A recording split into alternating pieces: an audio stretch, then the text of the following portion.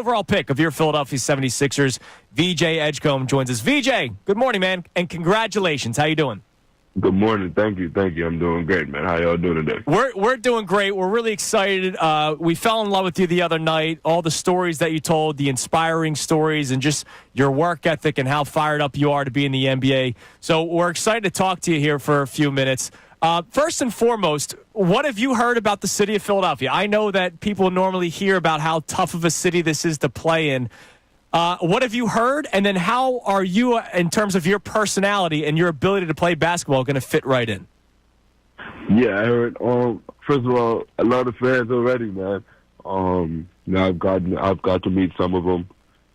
Just as soon as I got here yesterday, I seen some at where I'm staying at. Like I said, everyone's supportive. It's a city of brotherly love for sure. Once you're bought in, I realized that everyone, they love you out here. So, I'm bought in to what the city has to bring, to what Coach Nurse have for the team. So yeah, man. And I feel like I fit in perfectly. I love connecting with fans. I love socializing with people, man. So yeah. VJ, what do you, though, when you look at what the Sixers have, now that you've gotten to look at, say, hey, I'm going to be teammates with these guys, where do you see yourself fitting in as a Philadelphia 76er? Yeah, I feel like I fit in perfectly with them. Being able to play alongside other superstars in the league, I feel like I'll fit in perfectly, man. And I'm just ready to get in and learn. That's the main thing. I'm ready to learn from what everyone around me can teach me. You can learn from anyone on any given day. So I'm just excited to just go in there and learn, especially playing with superstars. And hopefully I'm that piece to help get us over that hump. VJ, what do you think's the number one thing you're going to, if you were to put together a learning list of your transition to the NBA, what do you think you're going to be learning from those teammates? How to play in space. Just how to be a great player in general. And that comes with every aspect of the game. Just learning different spots on the floor. So I feel like that's just going to be. And I'm just super excited just to get in there and start working. I love how obsessed you are with defense. I love what you said the other day, how you hate it when people score on you. I think a lot of NBA fans look at points per game and how a guy can shoot from three. Talk about the importance of defense and why you take so much pride in it. Yeah, I take so much pride in it because, like I said, the team, if they're scoring, then, it's going to be a long night, The objective is always, score more points than the other team, and by doing that, you got to defend. You also got to defend on the other end, to prevent them from scoring, man. And that's what I love to do, man. I just hate to see other teams score you because I hate to lose. I hate to lose, man. And just playing defense, it's just I actually have fun doing it. That's another thing. You gotta have fun playing defense, man. You gotta want to do it, and that's what I want. I want to play defense. What did you learn in the short time that you were in college that you think's going to serve you well in your transition to the NBA? I definitely learned how to play off the ball. How to play with other great players. So I feel like that was everything happens for a reason. I said, Lord knew where I was going, and He placed me in a situation that that's gonna help me. How does it feel when NBA analysts and college analysts that are talking about the draft compare you to a young Dwayne Wade, a guy that's a Hall of Famer? Now, they said 19-year-old Dwayne Wade, but when you hear your name being mentioned alongside a Hall of Famer like that, what goes through your mind? It means a lot because that's one of the first persons that caused me to start playing basketball. He helped me fall in love with the game just because of him right there in Miami when I was right in Bimini, which is only like 50 miles away. So I always felt like that was home team. But he knowing his play style, and as I got older, started to understand I play similar. It's a blessing just to be compared to someone of such great talent, such caliber player. Now, tell us a little bit about how Buddy Hield got you to the United States, because it's an interesting story. Yeah, so I was at Buddy's camp when I was like 13 or 12, playing against 18-year-olds. I ain't supposed to be there, but I think they was about to try. I think they was about to send me back, but they was like, "Nah, keep him." So, it was he just helped me got some exposure. And always gave me confidence. He always gave me confidence in my work. So I feel like that's what it was. We're speaking to VJ Edgecombe here on the Comcast Business Hotline, third overall pick of the Philadelphia 76ers.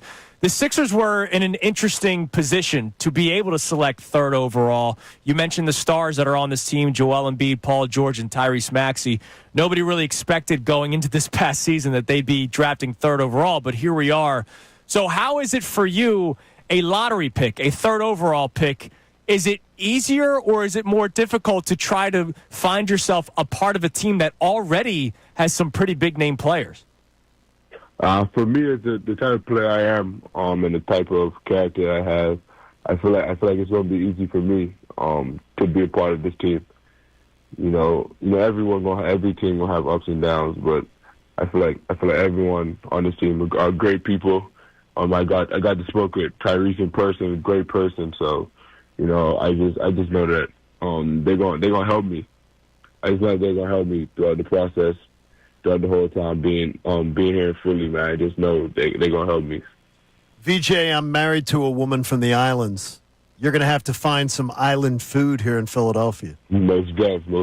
That is gonna be. You're gonna use every connection you've got because there's gonna be a lot of places that say they serve it. But she's pretty critical of it, so you're going to have to get down to business with that. Yeah, I have to. I'm gonna need my island food for sure. So what is the journey in Philadelphia now, right? So you get selected. You said you got here yesterday. What's a couple of the first things that you want to check off now that you're in the city of brotherly love? First of all, I want to get a Philly cheesesteak. Oh, there you go. Of course. Yeah. I feel like it's not, They're not putting any conch on it, though. There's no conch fritters on it or anything like that. Nah, man. Definitely want some island food. I hear Philly got a bunch of got some diversity out here, so I just want to try the different food. That's the main thing. I just want to try different food. So if anyone got any spots, just let me know. If you Philly fans, if you're listening, man, you can hit me on Instagram. I'll be looking at my messages just to see any food suggestions anyone has, man. I'm definitely open to try. Oh, you're going to get it. There's going to be a lot of people that will. Now, a couple of other things before we let you go, man. Again, congratulations. Really happy for you. Thank you so much. The number 77. We got to talk about the jersey selection. Yeah, they were giving you. They were a little questioning it this morning, and I was saying, leave the young man alone. See, when I see the number 77, I think of a big man or a Euro. So yeah. What went into 77? I know you were 7 in Baylor, and that number's being used right now by the Sixers. So what led to the inspiration of choosing 77? Man, so 7 obviously Kyle already has it, and then 1 that wasn't available. Then 30 wasn't available. They were my 3 numbers. Also 8. I wore 8 during the Olympic pre-qualifiers. That wasn't available, and just out of respect for players, I ain't gonna go asking them for their number. So I had to find a new number, and it was like, just why not just wear? I just want 7 in my number somewhere. So I was like, I might as well just wear 77. I don't want them to think I'm copying anybody, but I was like, nah, I just want to wear 7. So I'll just wear 77. You brought up that the number 8 was what you wore in the Olympic qualifiers. What was it like for you playing for the Bahamas men's national team? Like what was that? What kind of pride did you get for that, playing for your home country? Yeah, it helped build my confidence, and it also helped me learn the game of basketball a lot more. I love to learn, especially when it comes to the game. So I feel like just playing with the pros every day, being around them, it taught me a lot, especially while I was only 18 at the time. So I was extra young, playing with my teammates. That's older, like my guy EG. EG knows all love though, but yeah. So I just learned a lot the whole time being out there with them. I would suggest that do not let Tyrese Maxey talk you into rooting for the Cowboys. You're an Eagles fan now. You're a Philadelphian now. That's very important. Yeah. That's very important because Tyrese might pollute your mind. Do not let him. Do not let Man, him. I already said go Birds yesterday. There we go. Yes, There you go. We got to go Birds from I love VJ it. Edgecombe. I Yeah, love you it. do that. Now, last thing, VJ, your head coach from Baylor, Scott Drew, is going to be joining the Mike Missanelli show. They come on after us. Any message you want to leave for Scott? Welcome to Philly, Coach. You know what I'm saying? Welcome to Philly, man. You know, Philly's a great town, great city. You're gonna love That's talking to Philly people, and you know, Coach, I love it, man. That's awesome. VJ, listen, man, Thanks, VJ. congratulations. We look forward to seeing I know you. it's going to be busy for you with media and jersey photos and all that kind of stuff, but we appreciate you taking some time, man, and good luck this upcoming season. Thank you for having me, man. Philly, I love y'all already, man.